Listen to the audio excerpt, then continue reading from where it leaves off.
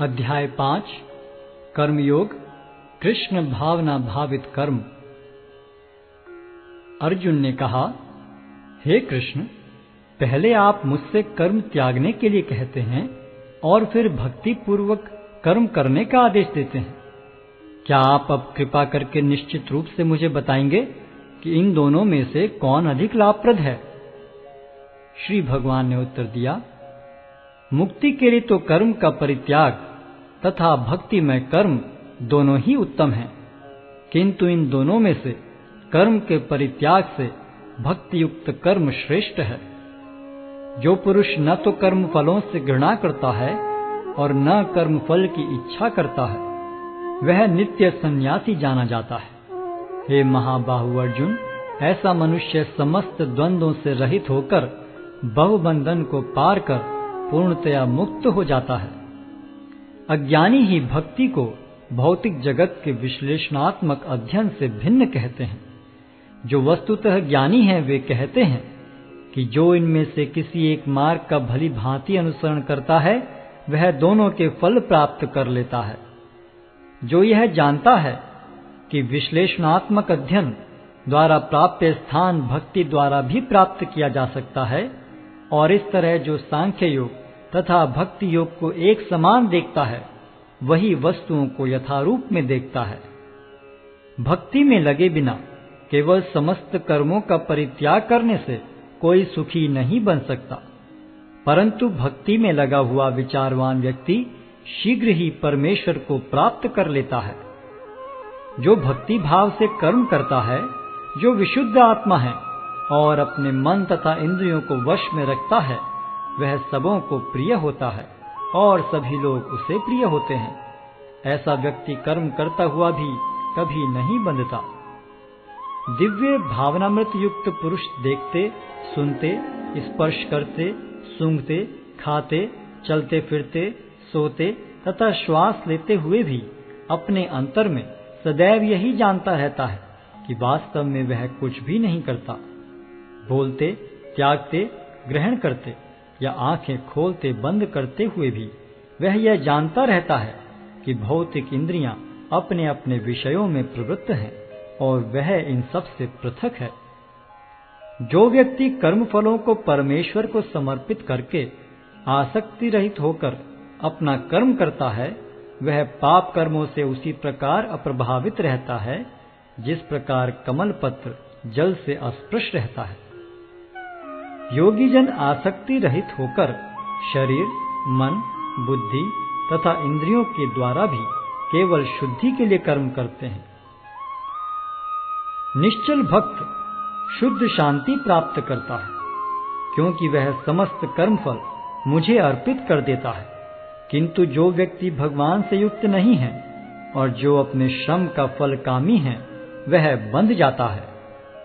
जब देहधारी जीवात्मा अपनी प्रकृति को वश में कर लेता है और मन से समस्त कर्मों का परित्याग कर देता है, तब वह 9 द्वारों वाले नगर में बिना कुछ किए कराए सुखपूर्वक रहता है।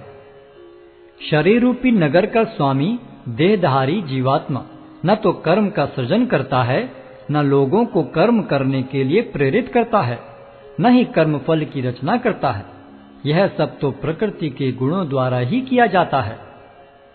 परमेश्वर न तो किसी के पापों को ग्रहण करता है न पुण्यों को, किंतु सारे देहधारी जीव उस अज्ञान के कारण मोहग्रस्त रहते हैं जो उनके वास्तविक ज्ञान को आच्छादित किए रहता है। किंतु जब कोई उस ज्ञान से प्रबुद्ध होता है जिससे अविद्या का विनाश होता है, तो उसके ज्ञान से सब कुछ उसी तरह प्रकट हो जाता है जैसे दिन में सूर्य से सारी वस्तुएं प्रकाशित हो जाती हैं। जब मनुष्य की बुद्धि, मन, श्रद्धा तथा शरण सब कुछ भगवान में स्थिर हो जाते हैं, तभी वह पूर्ण ज्ञान द्वारा समस्त कलमश से शुद्ध होता है और मुक्ति के पथ पर अग्रसर होता है। विनम्र साधु पुरुष अपने वास्तविक ज्ञान के कारण एक विद्वान तथा विनीत ब्राह्मण, गाय, हाथी, कुत्ता तथा चांडाल को समान दृष्टि से देखते हैं। जिनके मन एकत्व तथा समता में स्थिर हैं, उन्होंने जन्म तथा मृत्यु के बंधनों को पहले ही जीत लिया है। वे ब्रह्म के समान निर्दोष हैं और सदा ब्रह्म में ही स्थित रहते हैं। जो न तो प्रिय वस्तु को पाकर हर्षित होता है और न अप्रिय को पाकर विचलित होता है, जो स्थिर बुद्धि है, जो मोह रहित है और भगवद विद्या को जानने वाला है, वह पहले से ही ब्रह्म में स्थित रहता है।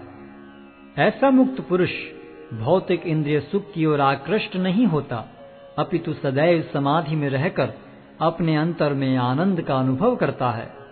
इस प्रकार स्वरूप सिद्ध व्यक्ति पर ब्रह्म में एकाग्र चित्त होने के कारण असीम सुख भोगता है। बुद्धिमान मनुष्य दुख के कारणों में भाग नहीं लेता, जो कि भौतिक इंद्रियों के संसर्ग से उत्पन्न होते हैं। हे कुंती पुत्र, ऐसे भोगों का आदि तथा अंत होता है, अतः चतुर व्यक्ति उनमें आनंद नहीं लेता। यदि इस शरीर को त्यागने के पूर्व कोई मनुष्य इंद्रियों के वेगों को सहन करने तथा इच्छा एवं क्रोध के वेग को रोकने में समर्थ होता है, तो वह इस संसार में सुखी रह सकता है। जो अंतःकरण में सुख का अनुभव करता है, जो कर्मठ है और अंतःकरण में ही रमण करता है तथा जिसका लक्ष्य अंतर्मुखी होता है, वह सचमुच पूर्ण योगी है। वह पर ब्रह्म में मुक्ति पाता है और अंततोगत्वा ब्रह्म को प्राप्त होता है।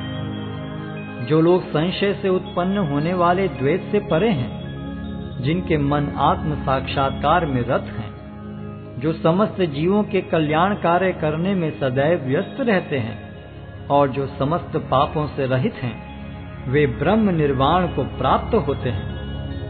जो क्रोध तथा समस्त भौतिक इच्छाओं से रहित हैं, जो स्वरूप सिद्ध आत्म संयमी हैं और संसिद्धि के लिए निरंतर प्रयास करते हैं, उनकी मुक्ति निकट भविष्य में सुनिश्चित है। समस्त इंद्रिय विषयों को बाहर करके, दृष्टि को बाहों के मध्य में केंद्रित करके, प्राण तथा पान वायु को नथुनों के भीतर रोककर और इस तरह मन, इंद्रियों तथा बुद्धि को वश में करके जो मोक्ष को लक्ष्य बनाता है, वह योगी इच्छा, भय तथा क्रोध से रहित हो जाता है। जो निरंतर इस अवस्था में रहता है, वह अवश्य ही मुक्त है। मुझे समस्त यज्ञों तथा तपस्याओं का परम भोक्ता, समस्त लोकों तथा देवताओं का परमेश्वर एवं समस्त जीवों का उपकारी एवं हितैषी जानकर मेरे भावनामृत से पूर्ण पुरुष भौतिक दुखों से शांति लाभ करता है।